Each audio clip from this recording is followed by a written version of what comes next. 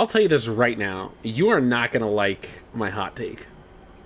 I'm sure I'm not, and I'm ready to mute myself because I have a feeling I'm going to be screaming. And chat, I don't even know what it is yet, but the look on this man's face, you see that face? That is the face. And I want to punch. That is Dominic Mysterio's face. What did I do? All right. Okay. August, you're about to piss me off, but all right. Lay it on me, dog. Wrestling? What is your wrestling hot take? Starting the timer. War Games is fucking stupid. I hate War Games. I think it is one of the worst match types of all time. I despise War Games. And the Survivor Series elimination style tag team match is one of the greatest match types of all time. And the fact that now we have War Games over the elimination tag match is one of the biggest travesties of all time. And if you think I'm wrong, I will point you to one thing in particular. Name me one superstar that has had a breakout performance in a War Games match that people left the match going, oh my god, they are a fucking superstar. And that feeling has continued to this day.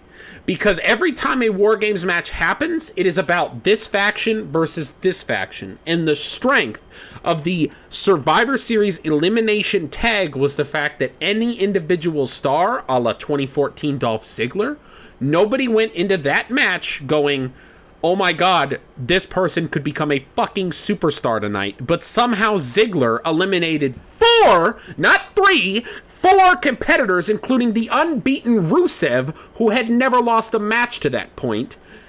And he was able to almost single-handedly vanquish the Authority. Dolph Ziggler made himself in that matchup, and there are countless examples of that in the Survivor Series elimination match where one star is able to run this gauntlet. Randy Orton made this his career. That is how young Randy Orton got put on the map, is because every Survivor Series, he was a sole survivor for his freaking team or one of the last men standing, and somehow he came away with the victory. Survivor Series elimination tag is a classic match type that should not have been disregarded off to the side.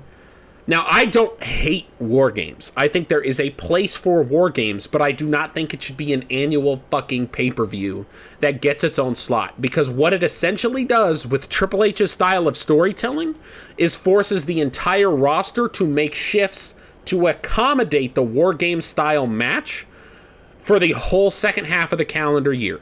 Right now, they are already shaping sides up for a War Games style match, so we can have the men's and the women's match, and they do it every year, and it is the phony, most ridiculous shit. But there is times for it. The Bloodline versus whoever you want to put them, like OG Bloodline versus the new Bloodline, that made sense. War Games was perfect for that. But when every year you have this match style that it is a tight-knit group versus a tight-knit group, it is stupid. And the fact that people can't get eliminated, like the Elimination Chamber, prior to all competitors being in the match is dumb. It should be an elimination-style match if they have it, and you can get eliminated at any point. You don't have to wait till all competitors are in the match. That is my 3 minutes. Fuck. Okay, August, let me tell you. You started off pissing me off. However, there is not an argument that can be made against what you said. I 100% feel the exact same way. Now, I am a lover of War Games. I have been ever since they brought it back in NXT.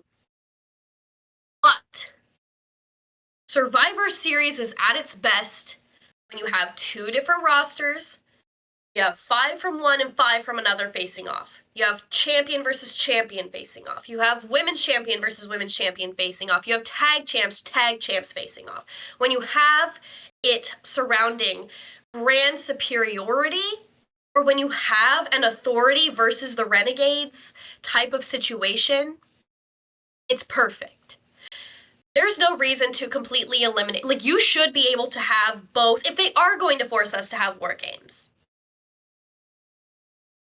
Give us at least 2 or 3 elimination matches. You can't just completely eliminate the elimination style matches.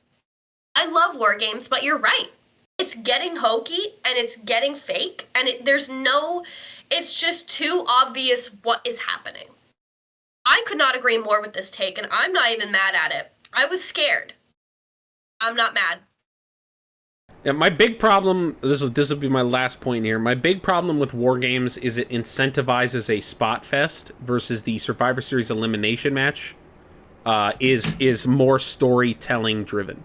You can always tell a story when it is the odds are down. It's 3-2. It's 3-1. There's a better story to tell there as opposed to we're locked in a cage. This whole match is going to be about jumping off the cage and beating the shit out of each other with weapons. There's a time and a place for it, but it's you can't really make yourself into a crazy star with that kind of performance. Yeah.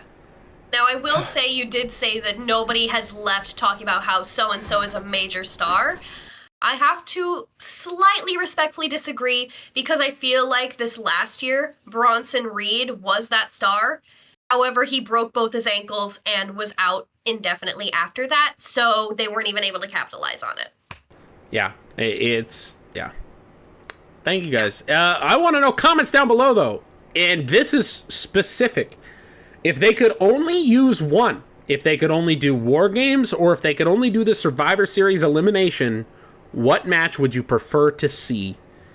Let me know down below. And if you're answering that question, I also want to know what is your favorite match that has happened of that type. So if you want to see the Survivor Series elimination, let me know which one was your favorite. Because mine personally was Team Austin versus Team Bischoff. That one was insane. It was the pre-Authority versus Team Cena, but Shawn Michaels was in the Dolph Ziggler role, and it was very, very good. Prime Ruthless Aggression era.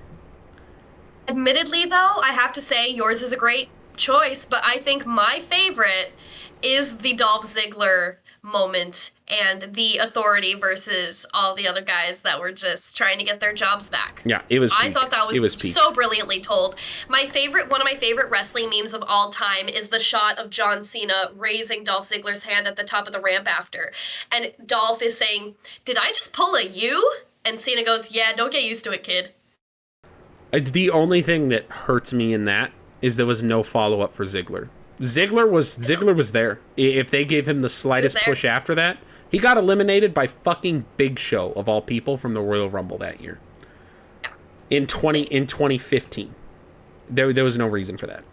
Yeah. No reason. And that's my hot take.